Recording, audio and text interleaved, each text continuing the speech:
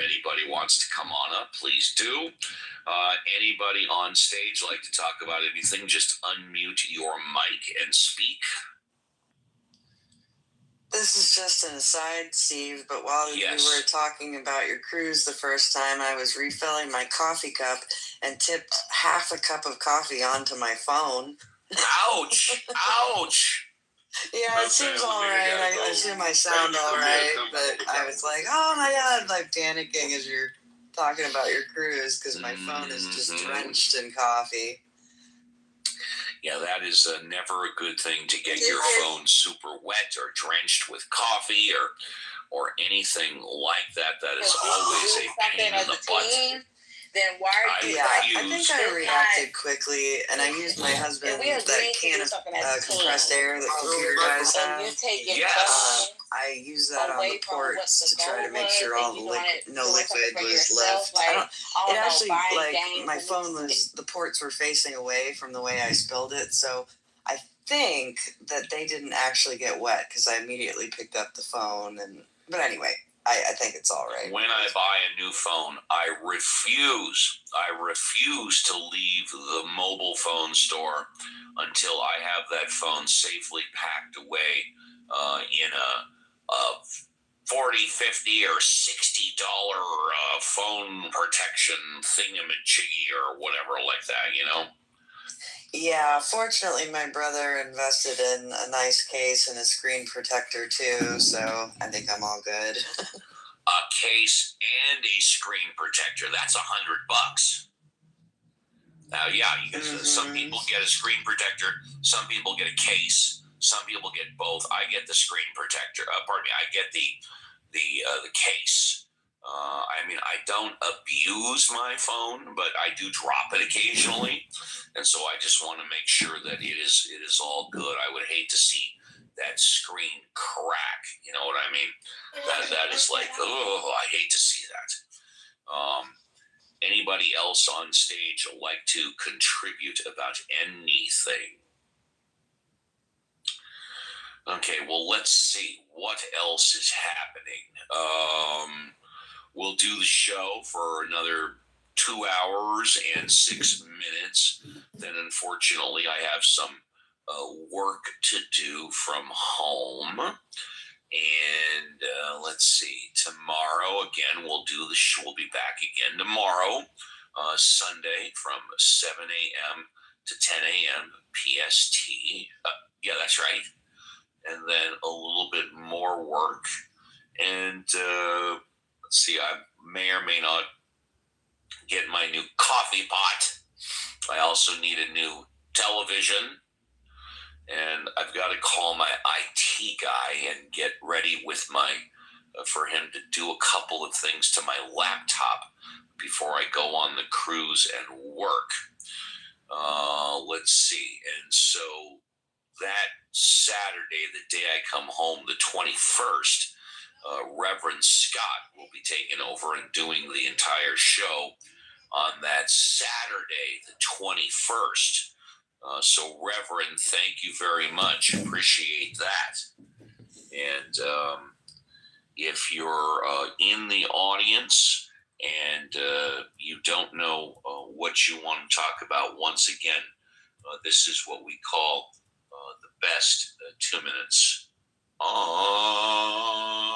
Clubhouse. House Sergeant Andrew Wolf fighting for his life tonight. Authorities are calling it an ambush attack. New details tonight on the suspected shooter, now identified as 29-year-old Afghan national. Sources say he worked with a CIA-backed paramilitary group helping the Americans during the war in Afghanistan.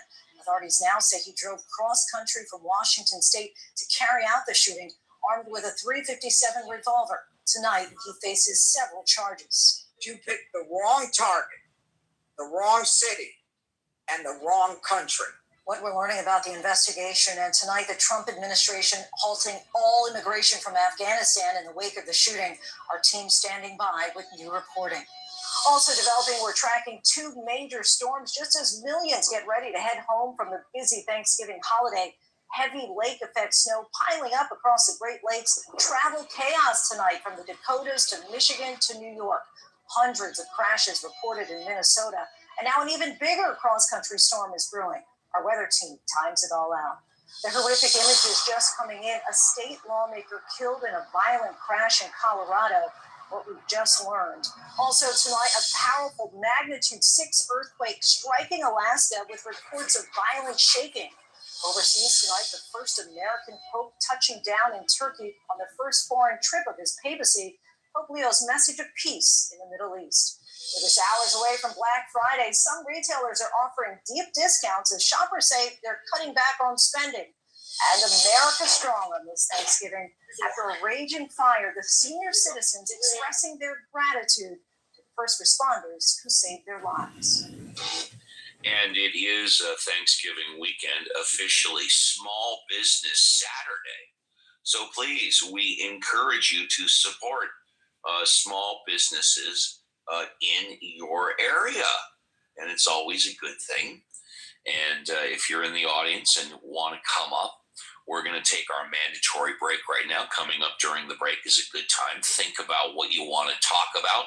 Make a few notes. You can talk about anything you want, from God, religion, current events, politics, Clubhouse, the show, you, and of course me. I've assembled the best mod squad in the history of Clubhouse. They have a wide variety of fields of expertise and knowledge.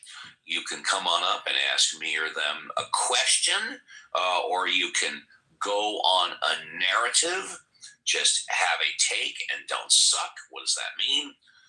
That just means, be respectful and don't say something completely stupid. Otherwise, we'll stop you on a dime and we will grill your ass. Don't go away. We'll be back with hour number 2 of Ask Uncle Steve with Reverend Scott and the Mod Squad after the break. Nowhere. You might as well, cold ass and stand outside. But shit, I ain't gonna lie, she still might as well stand outside. I already told the baby, come on. Wait till the Uber got there. Well, you should have just hit that shit, bro. Fuck that hoe. Nah, I just like.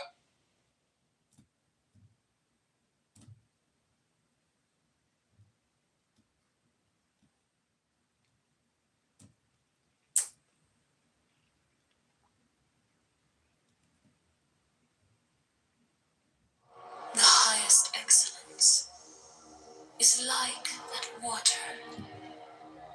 The excellence of water appears in its benefiting all things, and in its occupying without striving. The low place which all men dislike hence is near to the tail. The excellence of a residence is in the place that of the mind is in abysmal stillness, that of associations is in their being with the virtuous, that of government is in its secure and good order, that of affairs is in its ability, and that of the action of any movement is in its timeliness and when does not wrangle, does not wrangle.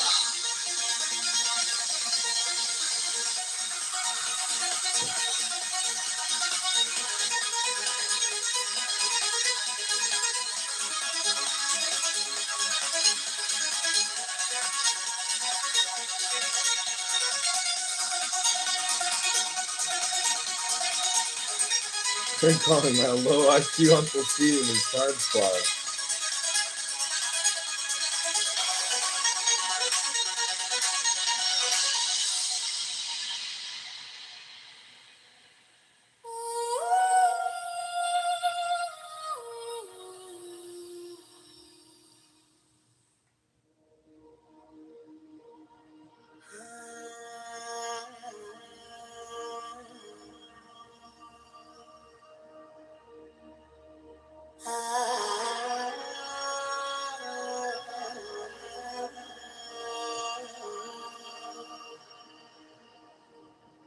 Chasing shadows,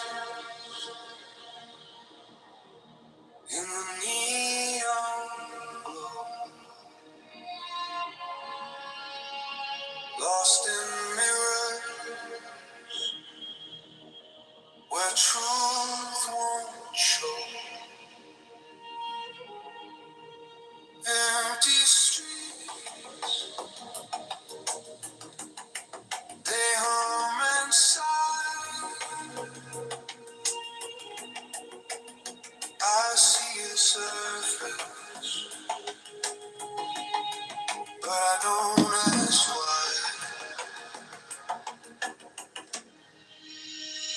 Beyond the pillar, there's a spark, a light that flickers in the dark. Not the echo, not the scream, to find a room is to be seen.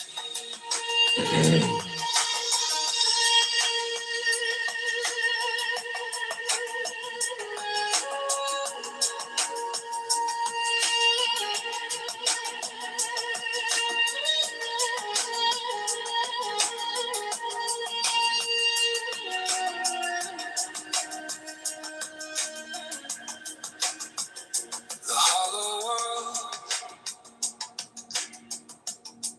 it spins and bends,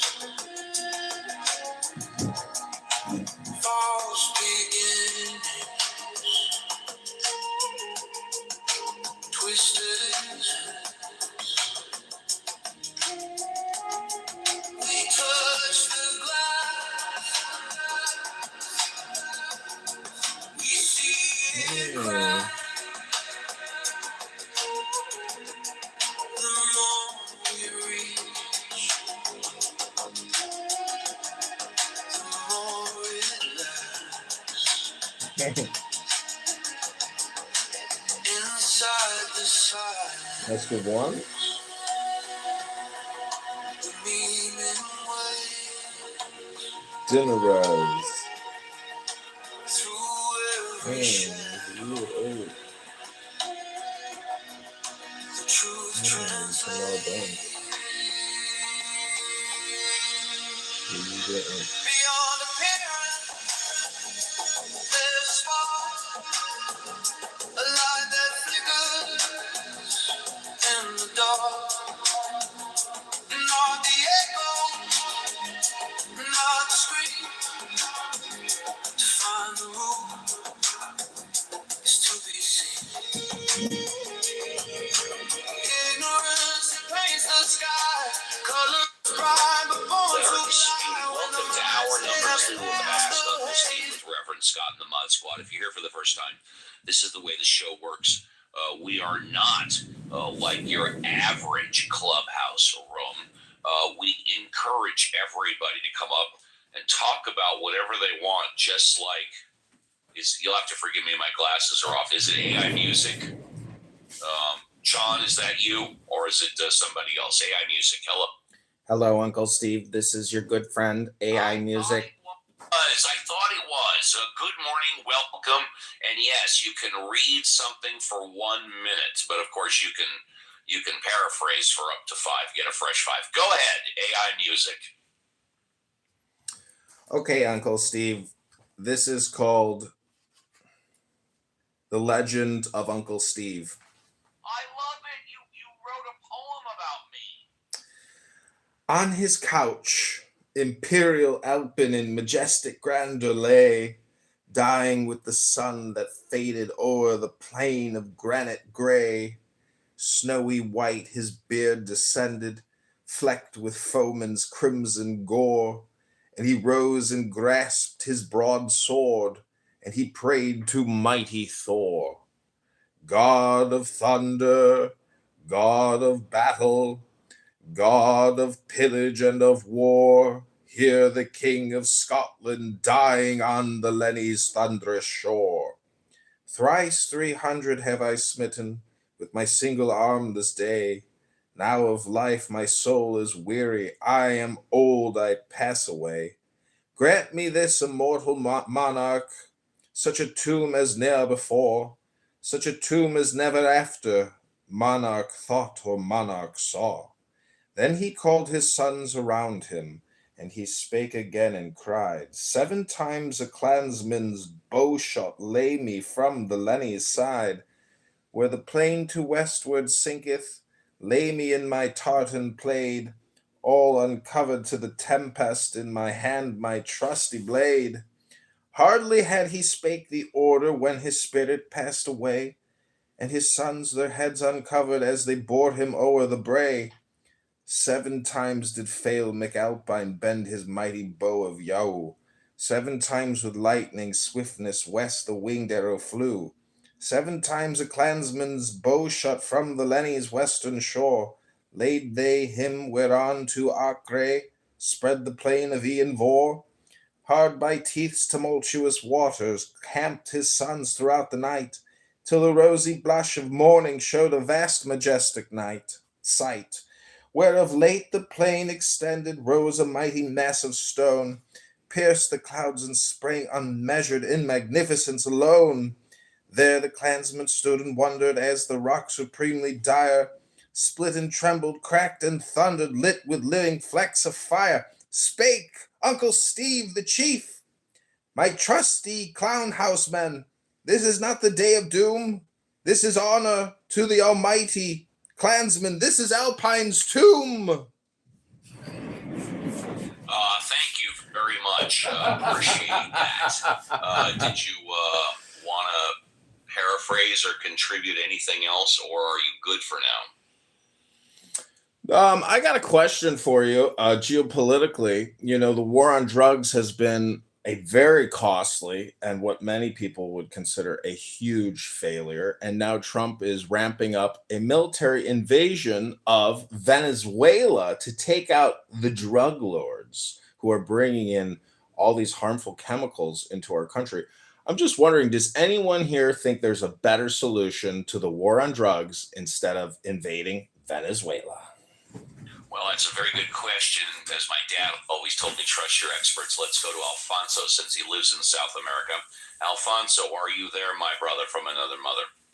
Alfonso, are you there? He normally spends the weekend with family. There we go. Alfonso, and I think I asked you this question last week, but what are your thoughts about the United States bringing their warships down to Venezuela in your South America where you live?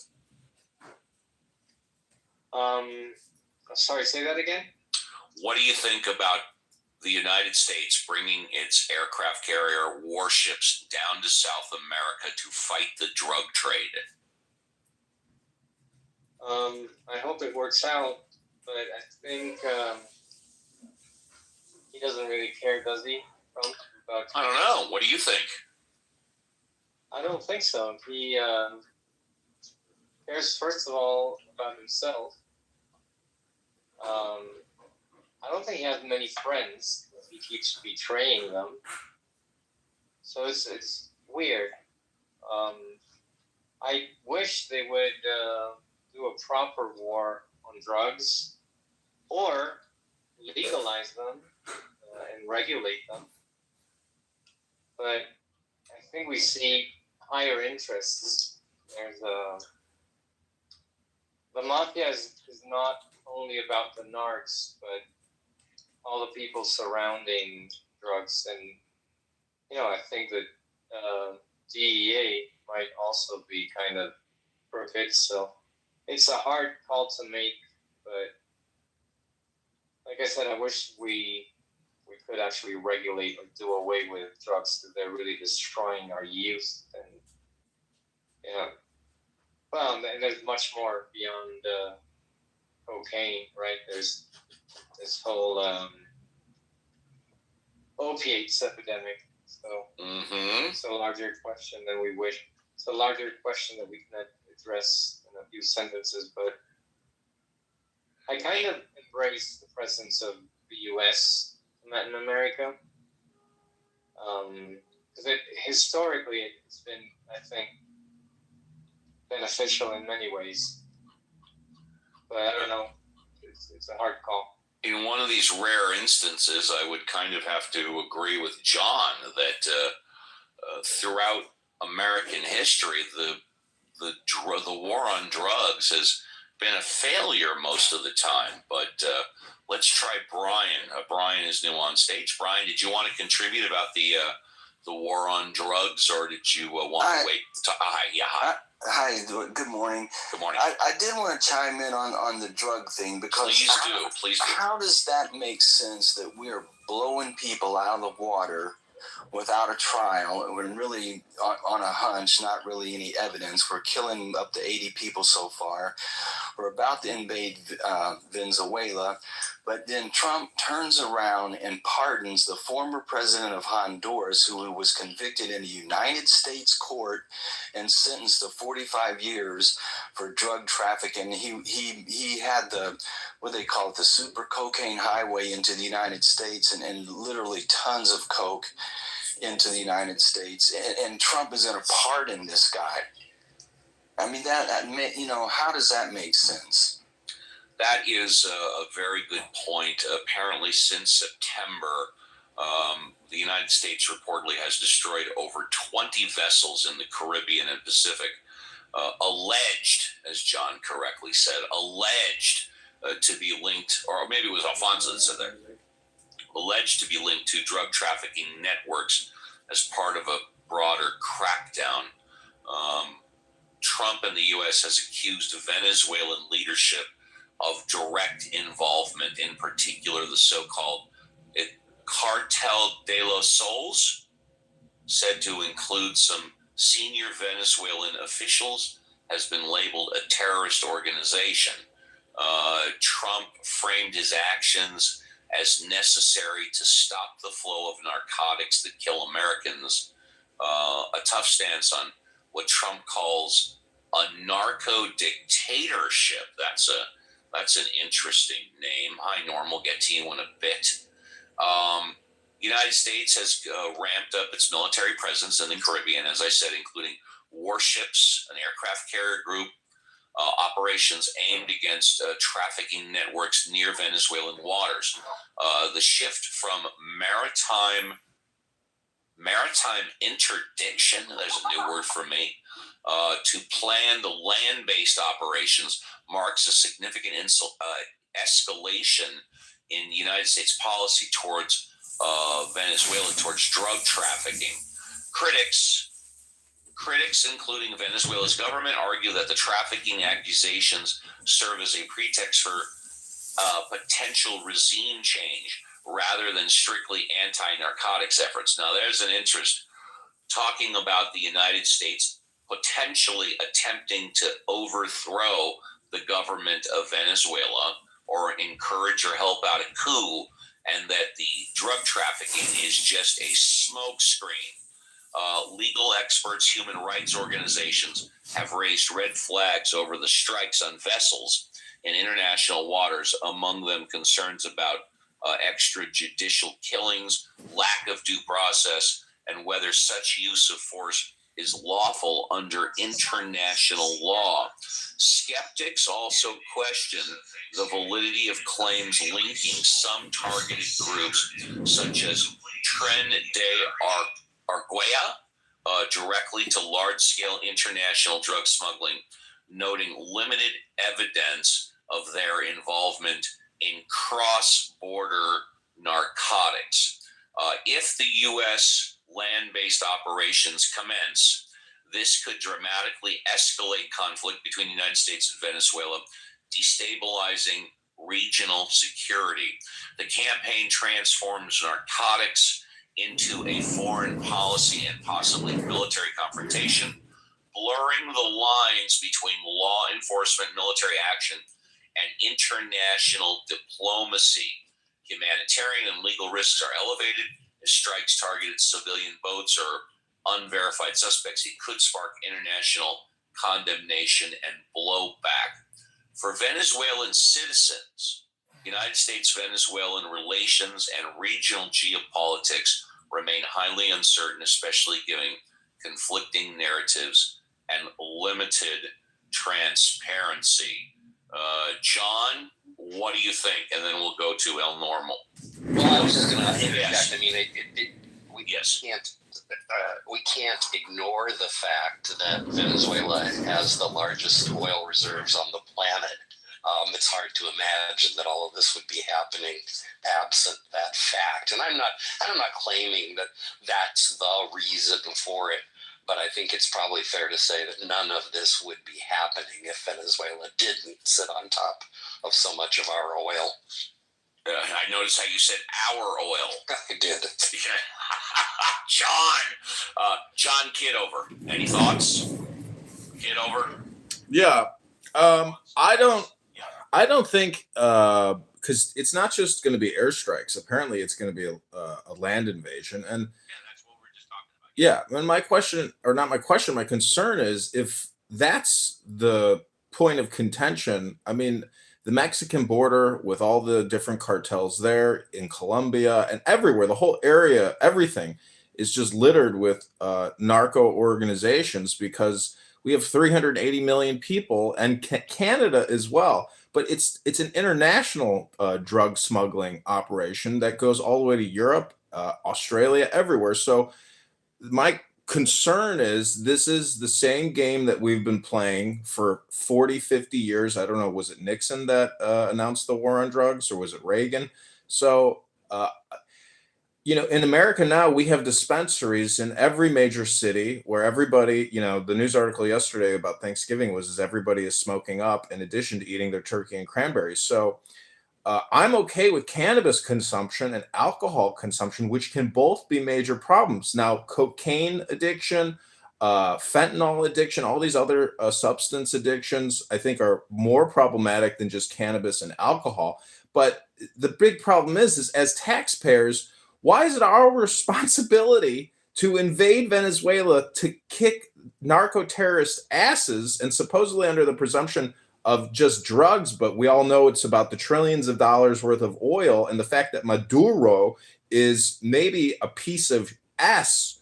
So I'm just saying that when is America going to grow out of this problem as opposed to digging in and basically playing the same strategy? I just find psychologically we haven't developed a nuance to this drug consumption problem that we have here in America. Thank you, John. Let's go to El Normo. El Normo, good morning. Pleasure. The great one, Steve. We got the great one. Great one. Yes, the great one. El Normo. Good morning. Good morning, Norm. Uncle Steve and yes. Reverend Scott and the Mod Squad. And thank you so much once again for my fresh five. You're welcome. Go ahead and take it. So, I was a little bit amused to hear a mention of an irrelevancy like oil, which again has not come up in any reporting. Just throw it out there. Just mention oil, and perhaps we'll pay no attention to the man behind the screen. Let's just throw out some irrelevancies like oil. Who is the man behind the screen? I'm glad you asked. The man behind the screen in the case of the drug cartels is international organized terror. What, you may ask? Well, I pasted a few links in the chat, but there are many more links available. It has been well established that international Islamic terror organizations like Hezbollah, an enemy of the United States responsible for the killing of many Marines, U.S. Marines, many Israelis, many Arabs, close to 1 million Arabs in Syria and Lebanon. They are linked with the drug cartels running through Venezuela. And it is in our interest to fight a funding source of international terror like drug cartels. I noticed the sophistication of these drug cartels. The other day I heard about them having a submarine. Well, of course, the West is cash rich and likes to indulge in our recreational mood-altering substances, and so the money flow is thick and heavy into the drug cartels. And I think it is U.S. policy to try to cut off the various heads of the hydra of drug cartels, which have, by the way, totally destroyed the quality of life of the Mexican people, and have caused many migrants to flee countries like Guatemala, Venezuela, and of course Mexico, and name any other Central South American country, Caribbean nation. All of them under the thumb of these cash-rich drug cartels, which ally themselves with international terror organizations and wreak havoc in the world. So I think President Donald John Trump, a bit of a clumsy oaf from Queens, New York, from Jamaica Estates, but nevertheless, the man whom the American people, 75 million American people, I think it's the largest mandate in history. The largest or second largest, perhaps. It's pretty damn close, yeah. Yeah, top one or two. Yeah. Who has been chosen by the American people and by destiny, by history, perhaps by God himself, to lead the American people in a different direction. And now, presently, as we speak, has the lowest approval rating of his presidency, down to about 35%. But go ahead, continue. Yes. Well, no shocker there, because as the what did they call him? Maybe Scott will remember, the Louisiana lizard. James Carville taught us so memorably. It's the economy, stupid.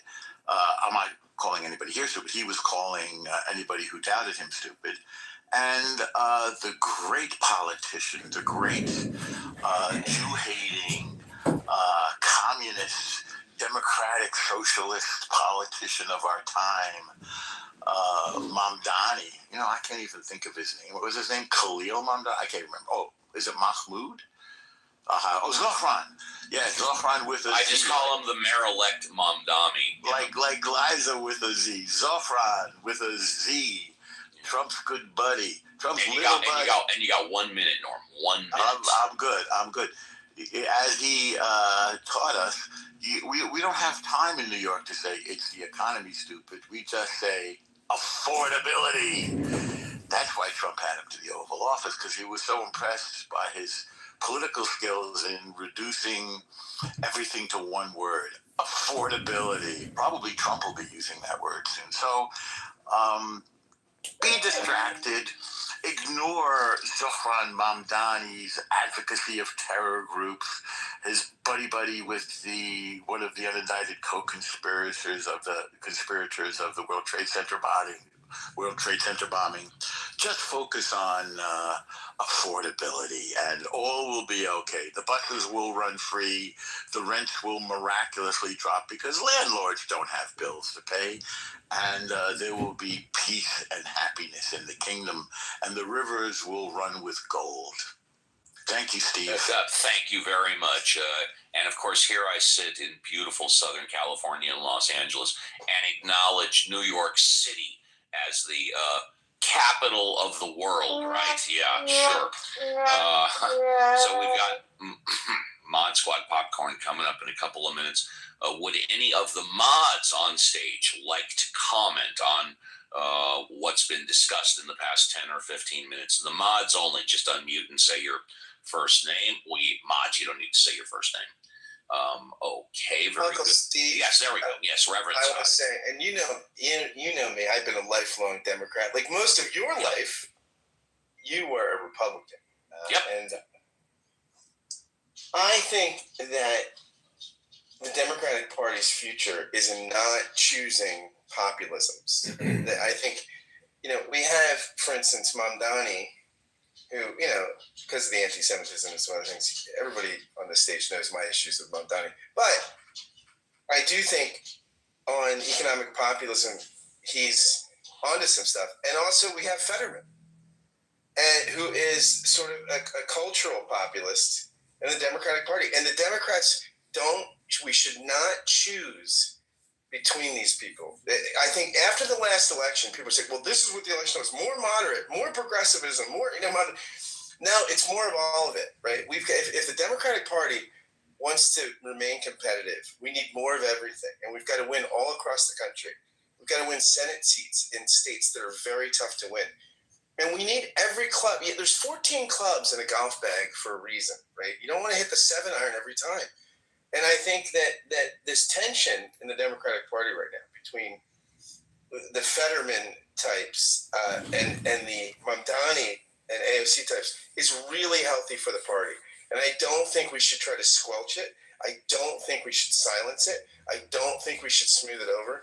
I think we should encourage the tension, because that sort of dialectical tension is the lifeblood of a healthy political party. Thank you, Uncle Steve.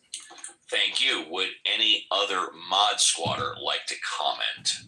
I just wanted to add that I agree with Alfonso that I think it would be better to just kind of legalize it and strongly regulate it. They can get taxation on it, and you can make it hard to get big amounts through a more controlled method.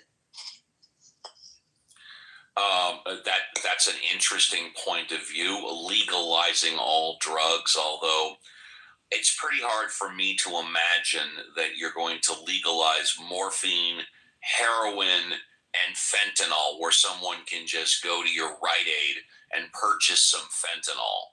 I can't wrap my fingers around that. I can't justify that. I can't justify people being allowed to do that. Now, if somebody wants to kill themselves,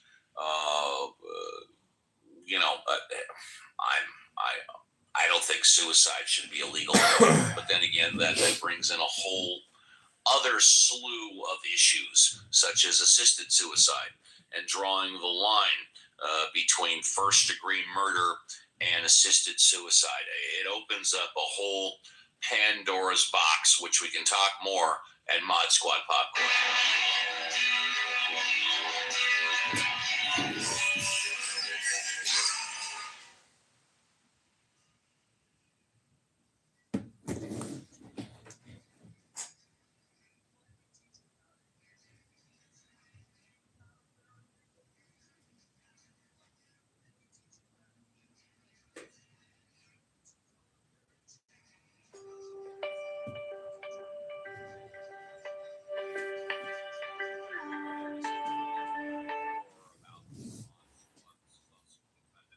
Audience, if you want to come on up, this Mod Squad Popcorn will only last a few more minutes. You could come up and talk about whatever you want after Mod Squad Popcorn. So let me throw it out. Squad likes to do a karaoke. Scott, have you done any karaoke lately? Did it last night. Did my staple. Although You did creep. I did, but that was because of live band. But Wednesday, I did something I've never done. I don't think. I did Billy Joel, We Didn't Start the Fire. Really? That sounds great. I love me some Billy Joel. Yeah. That's not an easy one, Scott. Were you able to keep up I with was those dying. verses? I actually, at the end of the song, I said, could someone call an ambulance? I needed a respirator. I believe it. I don't think I'd ever have the breath control to be able to do that song without... Well, I don't think I could do it. That's really cool. Now, Violet, don't you do a version of like something like I Want to Be Loved by You, Poo Boopy Doo, or something like that? My staples are Dream a Little Dream of Me. Yeah. That's my favorite. I think I'm most skilled at that one. And I'm still waiting for my chance to debut Big Spender by Peggy. There you go. Yeah, you did that really well. Thank you. Yes, I think that'll get a good reception when I have a chance to do it actually out in the world, and I'm looking forward to it. It just hasn't worked out yet. Now, Cora, our longtime mod squatter, who was just recently diagnosed with stage 2 breast cancer, she has invited all of us at whenever there's a good time to go to Stripperoke out in Portland. And I think when I go out to see my grandchild for the first time, which will probably be give or take in April or May of next year, we could probably arrange that if everybody can get out there, and that would be amazing. I'll be going out for a week, albeit I'll be staying in Eugene, which is right around where the University of Oregon is, but that's where My daughter lives, and Portland's about 90 miles away, so I'll find a way to make the trip there somewhere, somehow. Let's see. What else, Mods? I'm trying to figure out how I'm going to get there too, Steve. I really want to go. I dream about Stripperoki. It pops into my dreams every once in a while. Yeah. Uncle Steve, can I ask a Mod a question during Mod Squad Popcorn? Why don't you ask tell you what, let's just, if you want to throw out a topic, and then we'll talk about it, but it's only going to be a few minutes later, and then you can take a new fresh five and do anything you want. How does that sound? You're the boss. All right, there we go. So we'll just wait, and then you can take a new fresh five. And JCC is coming up. I know he's just getting here, but JCC, we were just talking about karaoke, stripperoki. JCC, I don't know if you're just waking up, coffee and all that, but do you have a karaoke routine at JCC?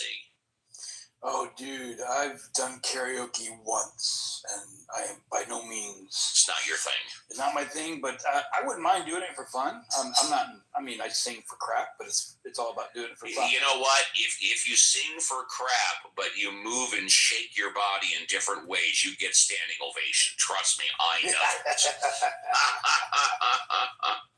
know. Anything else for the Mod Squad, or should we end Mod Squad Popcorn and then we'll give John Kitover his fresh five? Going once, going twice, and democracy in action.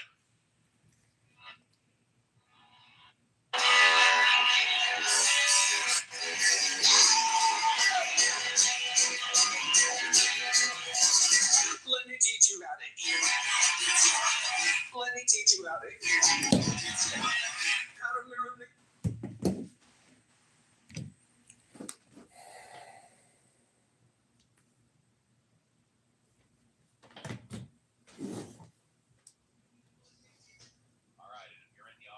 Want to come on up, just raise your hand and bring up, talk about anything you want, just like John Kitover is going to do right now. John Kitover, you got a fresh five. Go ahead. Thanks, Uncle Steve. And this is John Kitover, aka AI Music. The reason why I've changed my profile to a beautiful Scarlett Johansson with AI Music is my profile name is in the description of my profile.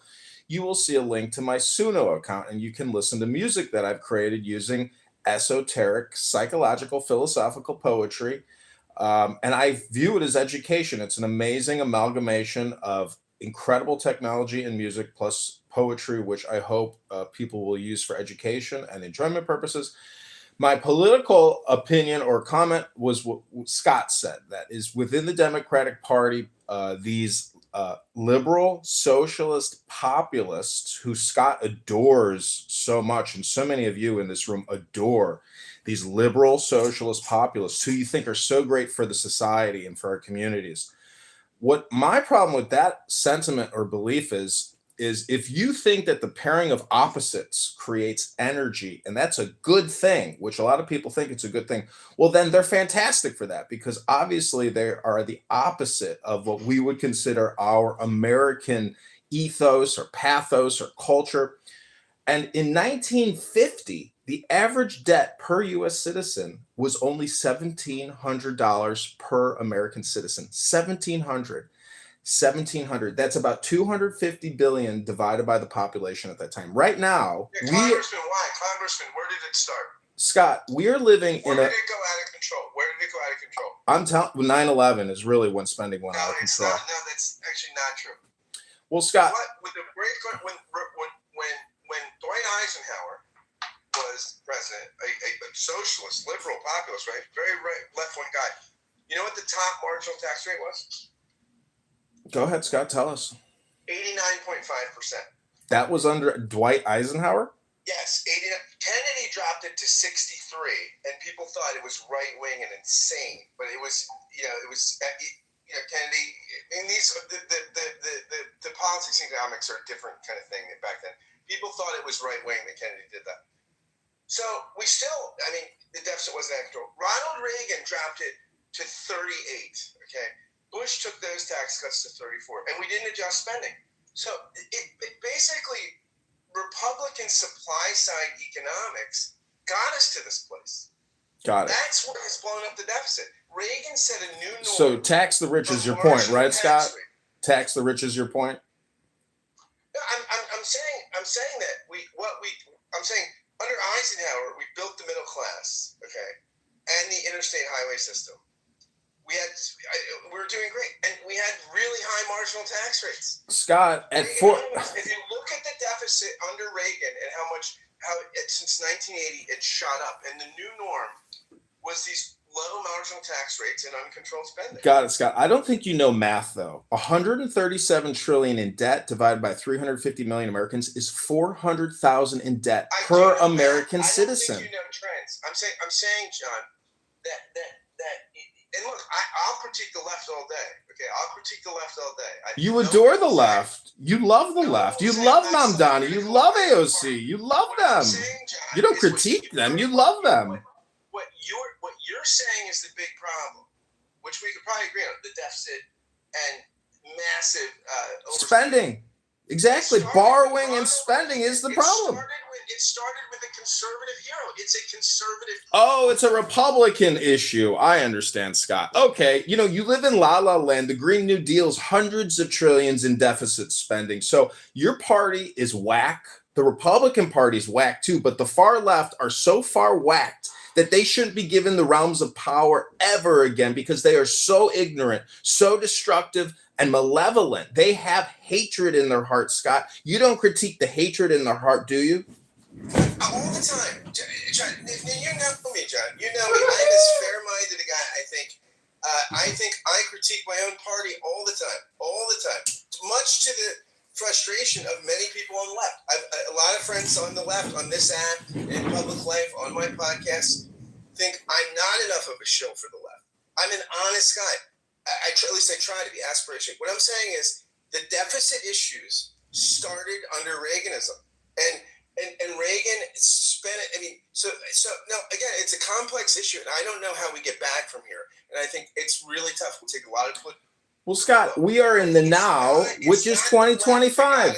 You can blame Scott. Don't take us down history lessons or history hypnosis. Give us solutions. If you were the president of the United States of America, what 3 things would you do for we the people, and how would you actually enact them? Just don't tell us fantasies. Tell us how you do it.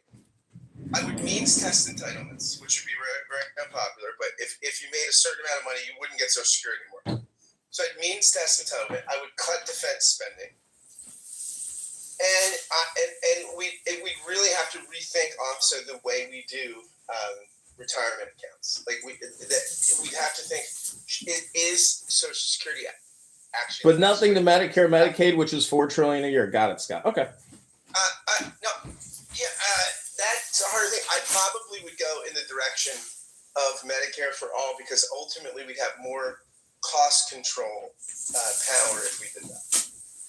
See, Scott, you want to tax the rich, but what you fail to mention is that the rich adjusted gross income every year, the top 10%, guess where their money's coming from? It's coming from the government, the federal government. Borrowing and spending is what boosts people's AGIs to the highest levels in human history, Scott. So we live in a paradox.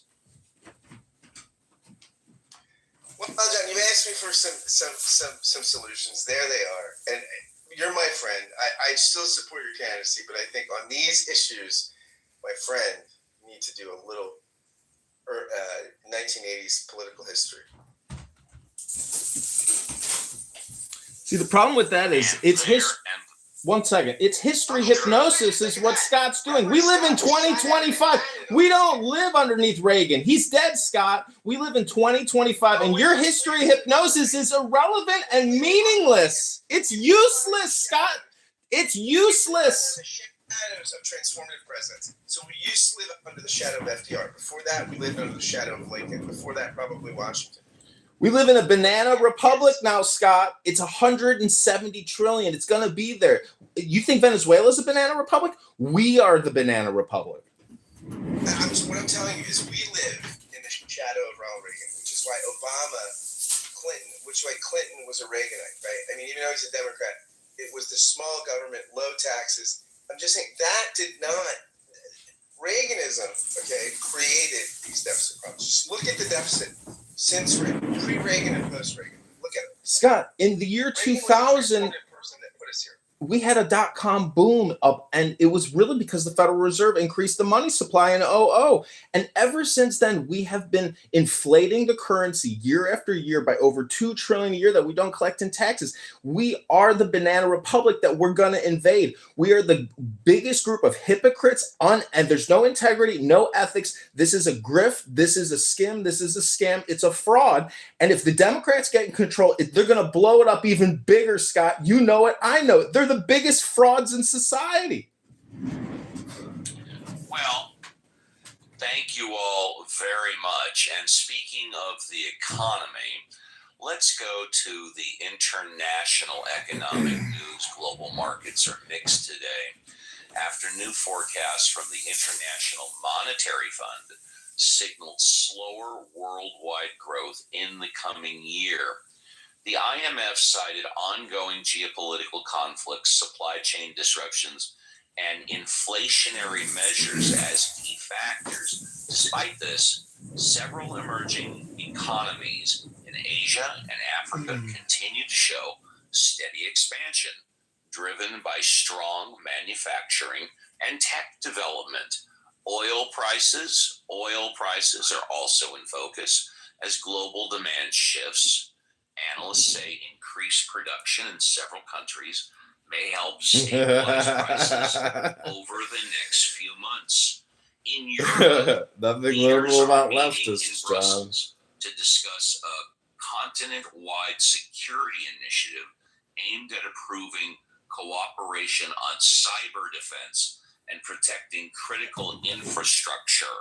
Officials say the goal is to strengthen joint readiness amid rising concerns over state-sponsored cyber attacks.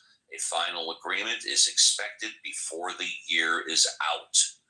Transportation strikes continue in parts of France and Germany, with rail disruptions affecting tens of thousands of commuters.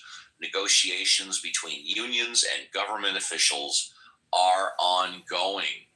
In Asia, tech innovation is in the spotlight as several major companies unveiled new artificial intelligence platforms at a global conference in Singapore.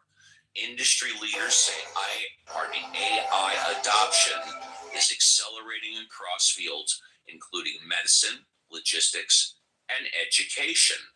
Public health concerns are also being closely monitored in Southeast Asia, where authorities are tracking a rise in dengue fever. Dengue fever. Thank you. I've never heard that one before. Thank you, Norm. Following unusually heavy seasonal rainfall, health agencies are urging communities to eliminate standing water and take preventive. Did you say there's a gay fever going around? Mosquitoes. I know. Across Africa, climate-related challenges continue to reshape regional policy. In East Africa, ongoing drought conditions have led to water shortages after affecting millions. Several governments with support from international aid groups are expanding emergency relief programs. Somebody I have blocked is in the room. I think I only have one person blocked on the app. Let's see. Coming closer to home. South America, our mod squatter Alfonso. Heavy flooding has displaced thousands of residents in parts of Brazil and Colombia. Emergency crews are working around the clock to restore power and transport supplies to affected communities. Environmental scientists say extreme weather patterns in the region are becoming more frequent due to shifting climate conditions. Coming closer to North America, researchers have released a new study on global migration patterns, showing significant movement driven by economic opportunity and climate-related displacement. Experts say international cooperation will be essential to managing long-term democratic shifts. I want to go to El Normo since we're kind of on the economy. You know, El Normo, you were speaking about Donald Trump earlier, and although it hasn't been talked about in the past couple of days, there's this potential $2,000 per American stimulus check for eliminating the tariffs. You're familiar with that, right, El Normo? Yes, I have heard about that. What do you think about that? And do you... We're back to the tariffs, ladies and gentlemen. We made it full circle to the tariffs. We made it to the tariffs. Little of our national debt. Any thoughts? Well, we Democrats and Republicans are caught in a conundrum, as Scott and John Kitover have discussed. And the conundrum is that we are we're indulging in endless cycles of borrowing and then paying the money on the borrowed money and not being willing to cut our wonderful lifestyle anywhere. Trump is trying to. Do you realize we spend more on interest for our deficit than we do on our military budget? Destructive / creative reset by using tariffs, which I think is questionable, but is having some results, by repatriating manufacturing, by reducing the trade deficit. In other words, by selling more than we're buying, which sounds like a long-term vision that is resulting in short-term pain. In other words, it could work in the future, but it certainly is going to result in some pain in the short term. Norm, let me just say that I have no problem with the way tariffs have been used in the past. Basically, they're to equalize our trade balance. And one could argue that that's what Trump is trying to do, and I'll paraphrase in a drastic way. But what I don't like, what I absolutely can't stand, is when he imposes a tariff and then takes it back within 24 hours or a week or a month. It's sort of like a mother holding a carrot stick in front of a baby or something like that. And that I don't like. Please continue. I think when it comes to this stuff, Steve has got to run a show, you know. And as a it's the Steve show. That's what you got to always remember. He's the boss in Steve world. And the trade deficit is one of them. I know it's he's trying or whatever the hell he calls it these days. I'm not going in there. I'd rather talk to you are in here. You're in here with me. Time with our trade deficit. Now, he's doing something right. I'm just sharing your pain, dude. And that's what we don't know if it's sufficient. We got Yakov in here now, and I've been calling him Jackoff. Gets him really angry. Did you know he did reduce the military budget? We had to. I think it's just by a little bit, but we did. I didn't know it, but I believe you. Yeah, just a little bit. How and why? You know, people talk about the money to Israel, so I did a little calculating last night. Who knows how many billions we've in total given Israel? Call it something like a few hundred billion since its birth. Do you know how much we've spent on NATO since around the same time, since World War II? I will tell you, because I looked it up. 22 trillion. No! 2 trillion. So, for example, if we got the money back to that would pay off. I can tell you this: for the first 2 years of the Ukraine war, we gave Ukraine about $200 to $250 billion, or supplies. 180 billion. Oh, fair enough. 180. Thank you. Yakov's got the numbers. He's got the statistics. 33 billion each year defending Europe. And by the way, I think we need to.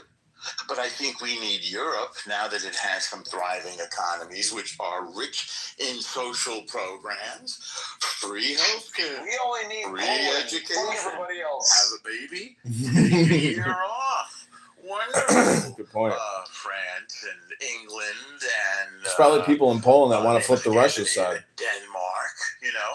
But I guys, think Poland just wants to you be need to spend a Poland. little bit on defense because Yeah, Russia's you're right. coming for you. Russia's You definitely know, there's a lot of coming for Polacks here in you. So Trump Chicago, has been and good in that regard. they're He amazing has, people. said to Europe, stand up and defend yourself. Now, I think the aid to Israel is going to change. It's just a little bit in the global scheme Yeah, of things. It's like I've been seeing like Israel videos can and live with it or pictures. without it.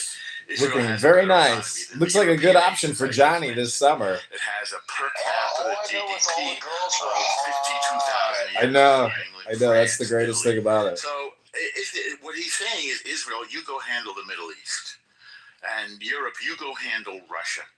And we need to face China. China is the existing credible threat, economically and militarily.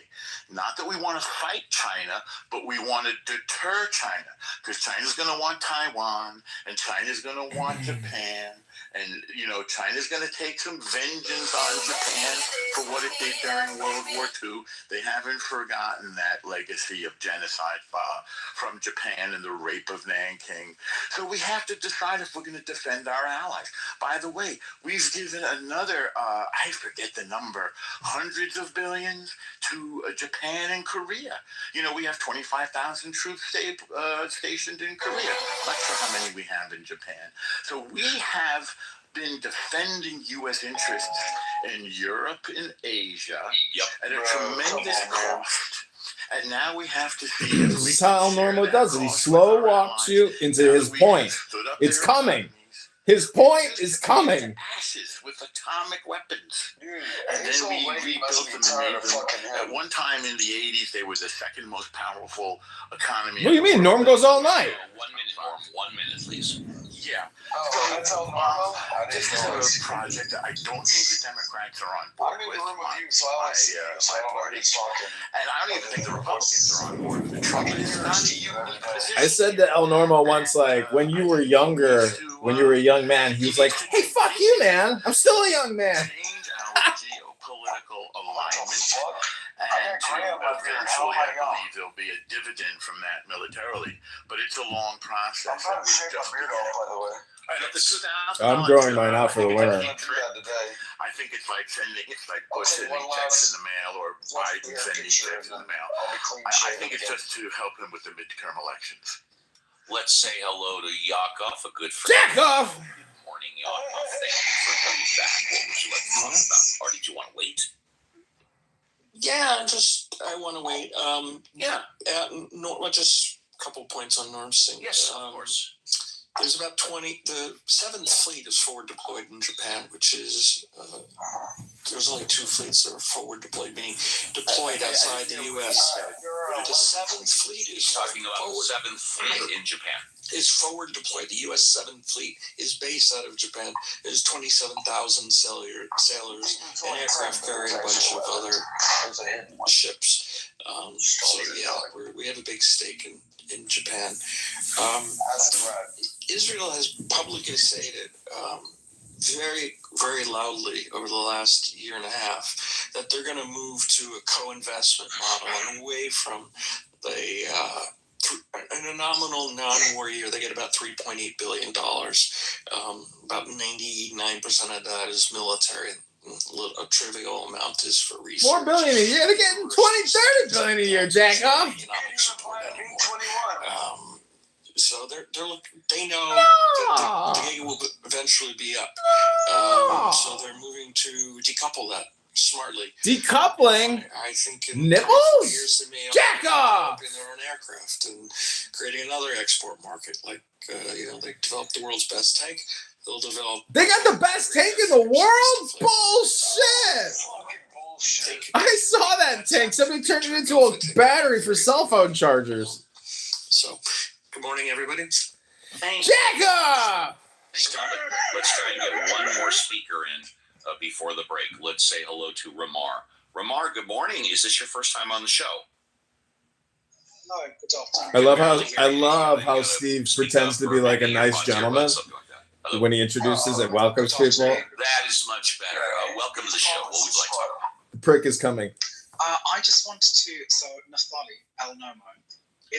Just refer to him, no disrespect, just refer to him as a prior speaker. I find it eliminates a lot of future problems. Prior speakers. Yeah, go ahead. This is the Uncle Steve show on how to be gay. There is, I have to correct you on one point. We don't get a year off, when we have a year off.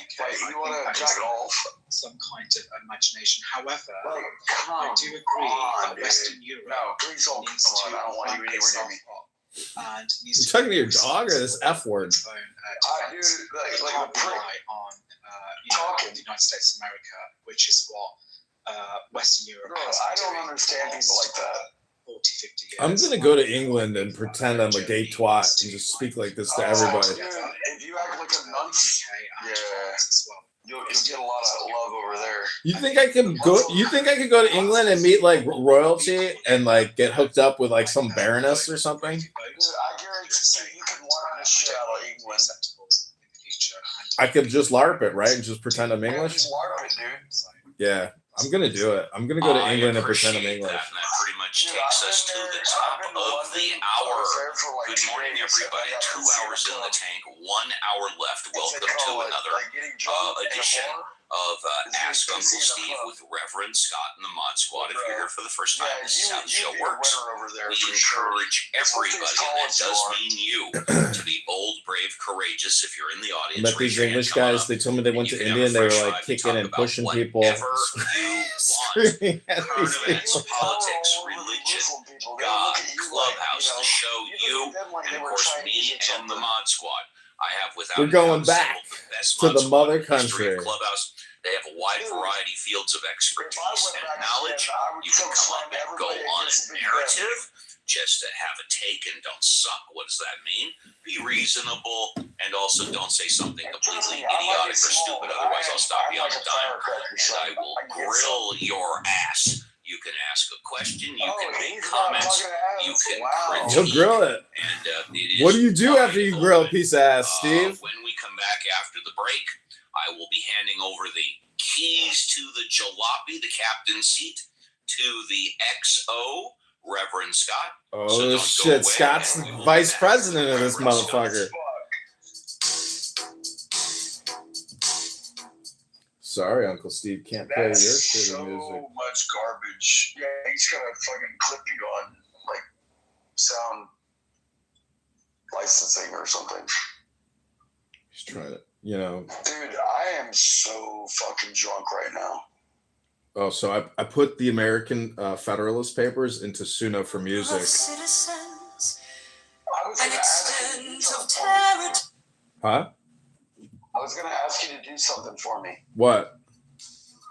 Find your most favorite Alan Watts, like, you know, saying, like, you know, maybe like a paragraph or two, and tell AI to make it have an Erykah Badu. You know who Erykah Badu is? Yeah, you can't use artists' names, so you'd have to tell me the style. What does she do? Like, I would call it.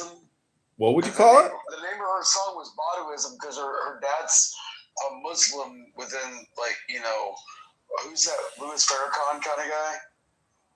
Her dad's like one of the top people in there. In Nation of Islam? Oh yeah. Yeah, Erykah Badu is the Nation of Islam's like daughter. Yep. And so I don't know what kind of style of music you would consider Baduism. I would call it like funk pop psychedelic. I would call it more blues. Okay.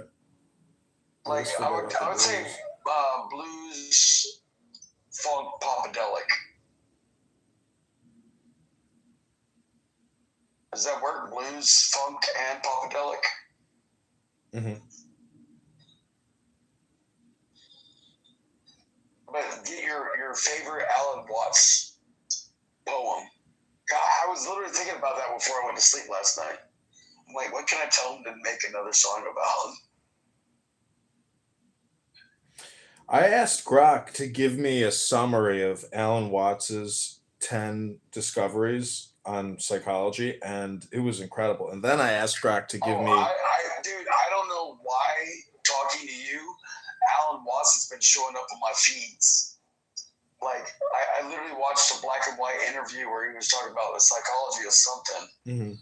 And like what he was saying made sense.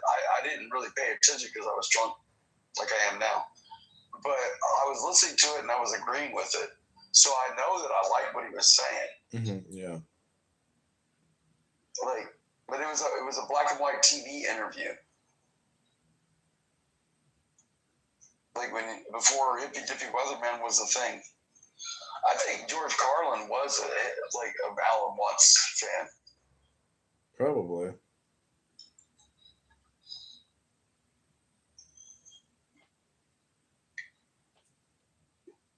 I don't know, man. It's just, yeah, deportation. Yeah, 6. I'm sorry that you got deported. Television stations, they take breaks. We don't take breaks here.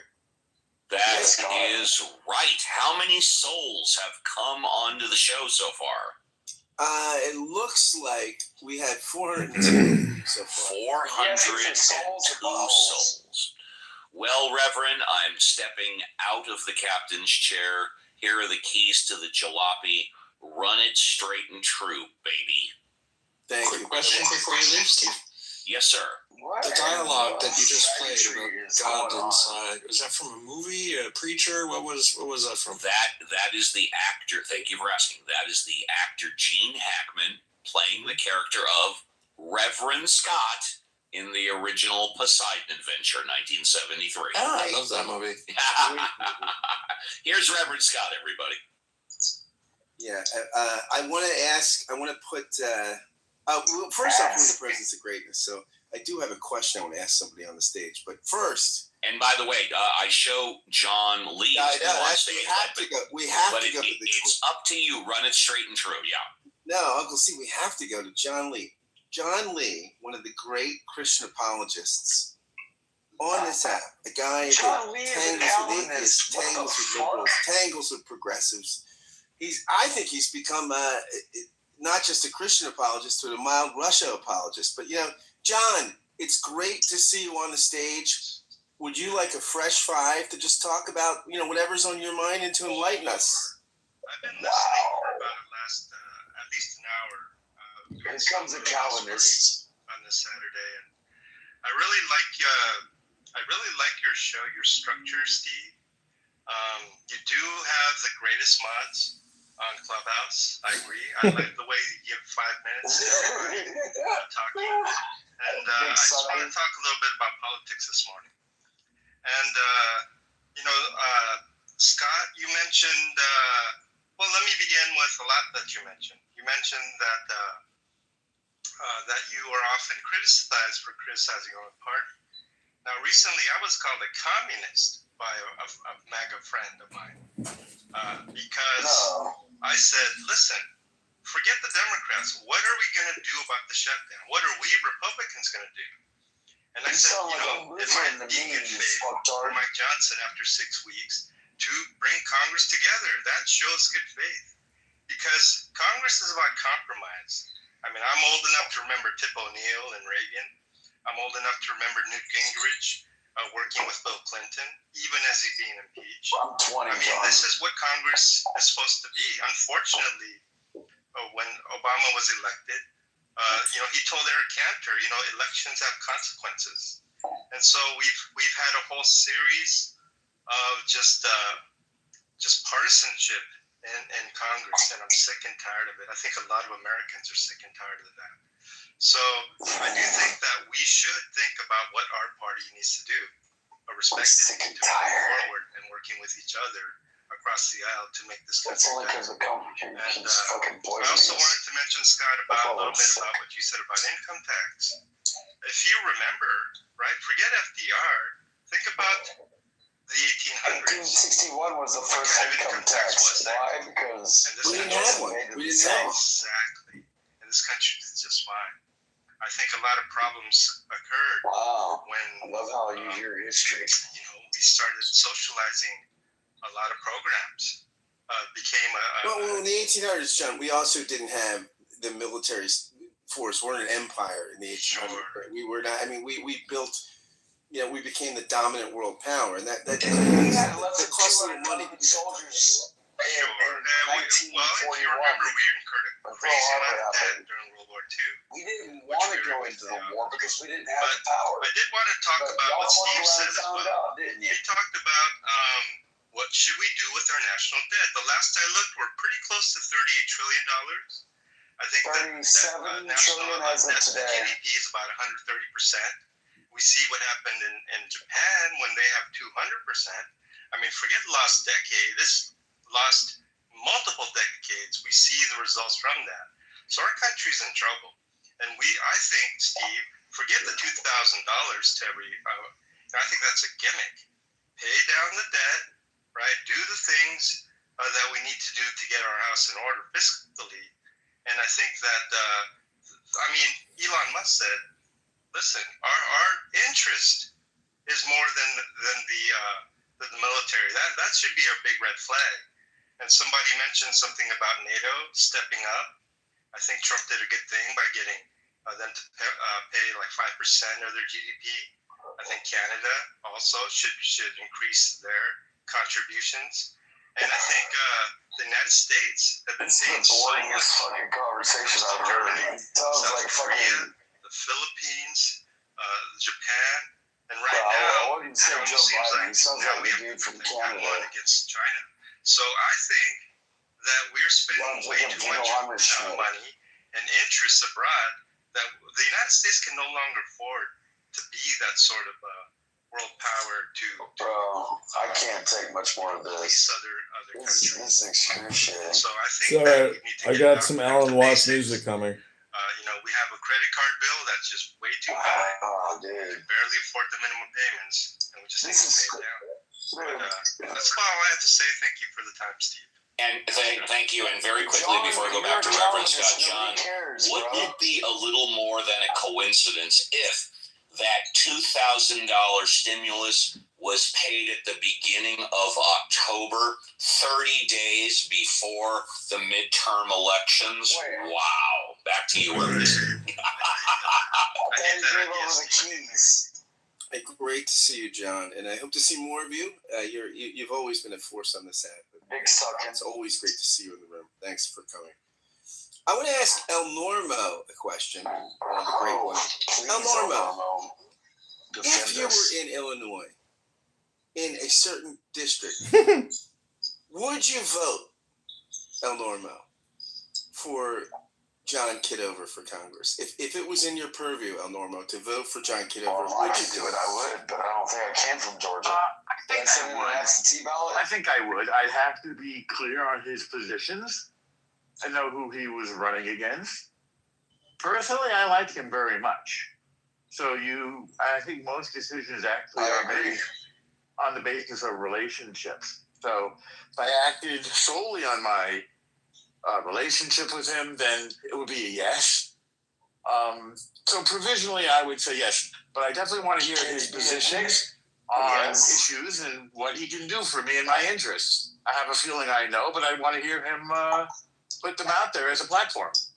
Go for it, dude. Congressman Kitover, candidate, do you want to respond to Norm and tell him what you could do for him if he was a hypothetical Illinois? Yeah. Listen, I use the national debt as a political talking point, but the truth is the whole world is in debt, and Japan and China and Russia and UK, everybody. You can go to usdebtclock.org and look at the national deficits and the total national debt of every country on the planet. However, it's my opinion that as Americans, if we want to truly be the greatest, we should have a great integrity when it comes to the US dollar. And that means sound moral currency and prudent, fiscally conservative spending with regards to everything, especially with regards to paying the national interest on the debt, as well as the military industrial complex and big pharma, and yes, entitlements. If I mention the word austerity, I immediately get booed down when I do public speaking engagements in this debate. Now, I have a feeling that Al Normo's number one issue that he would like in a candidate could possibly be to maintain the fiscal relationship with Israel. And, that's my number 2 concern in terms of foreign welfare. But the State Department is still even giving money to Russia. We give $8 million a year for orphanages in Russia. $8 million a year for orphanages in Russia. I think an orphanage in Brooklyn could be a better usage of our money as opposed to giving it to some grant in Russia. So, in my opinion, Doge has done the most incredible thing. They have thoroughly analyzed, and they are continuing to analyze a lot of these wasteful contracts that go through procurement through the Treasury Department. I myself have submitted many federal procurement contracts. I've reviewed many federal contracts for spending, and there's very little oversight, very little integrity, and your average congressperson and senator, they just approve the spending, but your average federal employee actually has to put it into this huge database, which Doge has screenshotted and exposed. A lot of this is fraudulent, wasteful spending on education grants internationally in all these foreign countries. We waste our treasury and we pay taxes. Again, my fellow Americans, we are all $400,000 in debt individually to the federal government. That doesn't include your state or your local. That's just the federal. We are so effed financially and fiscally. No one has any clue about the damage and the pain that could be coming our way. It's theoretical, but because the whole world operates on this, and we've got the biggest billy club and the best driver in the golf bag, it's up to us to lose the number 1 spot on the PGA Tour, my fellow Americans. Thank you, Kennedy. I appreciate that. That was very thoughtful, and people can think about how they're going to vote in his district. It's very interesting. He's a formidable force on the political trail. Seeing no new speakers on the stage. Let's go to Yakov. Look at Danny. She got a picture of you, Doc. Is that you? Yakov, would you like a fresh 5 to talk about what's on your mind? I'm on everybody's mind. Sorry, I'm uncharacteristically thoughtless at the moment. Would you have any thought about, would you vote for Kitover if he was representing you in your district? I like John. Let's just get that out of the way. But I don't think he presents himself as a serious candidate. I can't tell where the joking starts and the seriousness stops. You can X me out all you want. Like, I respect you as a person. I just... the way you act in Clubhouse, it's going to be opposition research wonderland. Whoever you run against, they're just going to have a field day. And I just say, clean it up before someone gets serious in their opposition research on you, John. Thank you very little, Yakov. I want to vote for you, John. I want to vote for you, but I can't. You can't vote for me. You don't live in the 16th district.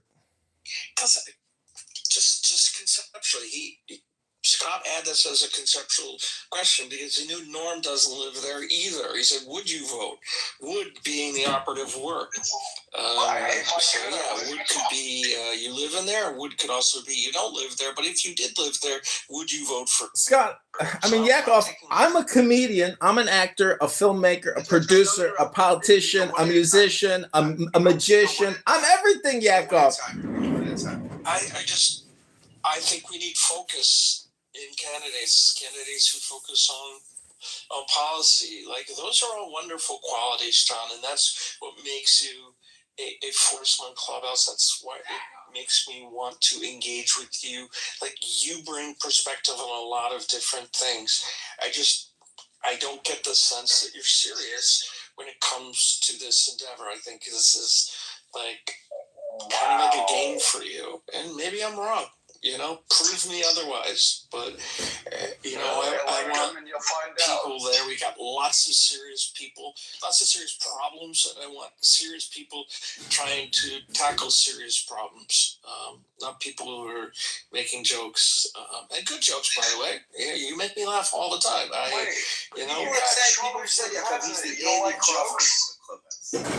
Yeah, I mean, there's no more respect than that, no more respect than that. Andy Kaufman, genius. But I do want you alive, not dead. So let's get real. So that's my take. Well, Yakov, you got to understand, the fool becomes the sage, and this is all an experiment. Whether I win or lose the congressional election remains to be seen. Just getting on the ballot is an incredible challenge, and I'm still in the courts fighting to get on the ballot, Yakov. So thank you very much for your analysis. John, we don't. John, I congratulated you the day. Remember, I texted you and I said, "How'd you do?" And you said, "We got like 16. We got a couple hundred more than we needed." I said, "Congratulations!" Like, yeah, it's an accomplishment. I can't vote for you, but that doesn't mean we can't be friends. It doesn't mean I don't respect you here in Clubhouse, and I hope you don't take it that way. Well, Yakov, I think it was great. We got a new speaker here, Paul D'Ambrosio. Who's putting that crying thing on? Problem is, the show is so popular. When someone puts a thing on you, you have to scream. You have to scroll all the way down, and you end up. We're huge. Yeah, you're huge. I can't even get to the bottom. Then the emojis stop. So. It's too big. Thank you, Yakov. We're going to go to Paul D'Ambrosio. Paul, welcome to the stage. It's nice to see you. Would you like a fresh five to talk about what's on your heart or mind? Yes, I'm doing something now. Can you call me back in 10 minutes? We can come back to you. We can certainly come back to you. Let's go back over to we're running through the mods here because Lynn is new. Lynn, let's go to Lynn. Why not Lynn, it's great to see you again. New mod, back on the stage. Lynn, how are you? Would you like a fresh five to set the temperature for the last hour of the room? I don't necessarily need a fresh five, but happy Thanksgiving weekend, everybody. I hope everybody had a great turkey day. I'm just listening for right now. Thank you. And we have the great Andrew Tuddy, the greatest Canadian, maybe on this entire app, maybe in the world. Andrew, my friend from the greater north, would you like a fresh five to tell us what's on your mind? Thank you, Scott. I appreciate it. Flattery will get you everywhere, as you probably have realized on your adventures around Philadelphia. I don't have 5 minutes that I really want to say anything. I just want to comment a little bit about Venezuela. And I think this is typical of Donald Trump. On the one hand, he is... Is that Yasmin? Oh, well, we have to do that Vancouver bitch! From Venezuela. That loudmouth bitch! I read an article this morning she gave me her number, and then she's like, I instantly regretted giving you my number, and I blocked you. He is going to pardon former Honduras president. I'm good at reading. I change numbers convicted and serving 45 years in the United States for drug smuggling and weapons offenses. So on the one hand, this drug thing seems to be a big problem. I remember I was in 22 and then on the other hand, let's pardon those that are responsible and accountable. So I just find that dichotomy real frustrating, if nothing else. Head shaking, scratching. Again, that's kind of my occupation up here in Canada. Many of us in Canada, our occupation is to look at the United States and shake our heads, scratch them a bit. And this is just another example of some sort of buffoonery. I don't know what you call it, just total lack of integrity. So anyway, that's my little blurb this morning. Other than that, we got a foot of snow here the other day. So you don't need to did you get any in Philly? Because if you see yourself in the correct way, you are all as much extraordinary phenomenon of nature as trees, clouds, the patterns in running water, the flickering of fire, the arrangement of the stars, and the form of a galaxy. You are all just like that. And there is nothing wrong with you at all. I think it's a fire. Welcome to the show, the beautiful Persian princess of Vancouver, Nurse Ratchet of your local psych ward, and your male vaccinologist and chemical castration expert, Dr. Yasmin Yacobi, the world-famous anti-Semitic fighter of the world. Yay, Yasmin!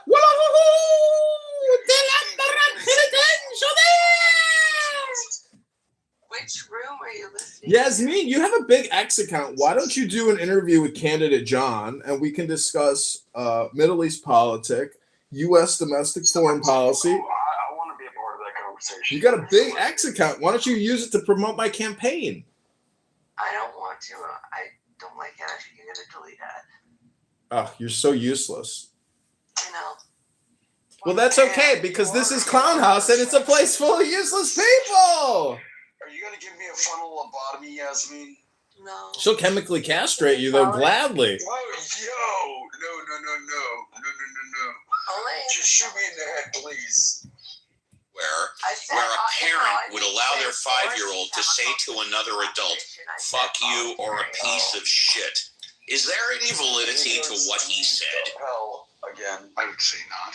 Thank you. That's all I wanted to know. Is that Steve? I mean, yeah, that's Steve Bell. This is Casa de la Appella, Saturday morning. This is where he runs this little show. Would that be a law? No. He was like, if it's accepted by people. He was making at first. He was making the point that because.